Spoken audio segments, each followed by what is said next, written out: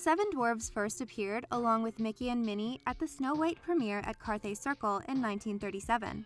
These costumes were pretty basic. Their outfits were pretty similar to the ones from the movie, and they wore ceramic masks with long beards. But while these costumes were not as terrifying as Mickey and Minnie, they were not perfect, especially taking into consideration the dwarfs' proportions. Then, the dwarfs appear in the Disney Ice Capades.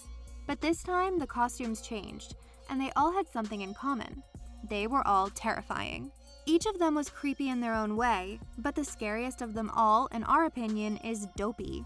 There are many pictures of these costumes, and each one is worse than the other. The costumes were also reused for Disneyland's opening and for various parades. Then in 1960, Disney decided to finally create their version of the Seven Dwarfs. They designed the dwarves with big heads, big hats, and small bodies. The dwarves' faces and beards were made out of thin rubber, giving them a bulky, wrinkly look. The hats had screens in the middle that helped the cast members see.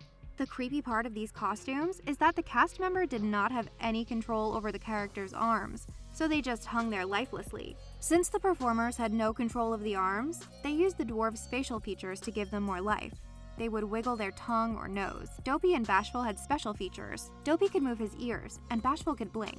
Doc was able to move his glasses up and down. The dwarves received another improvement in 1968. They were redesigned to have new heads with similar expressions as before.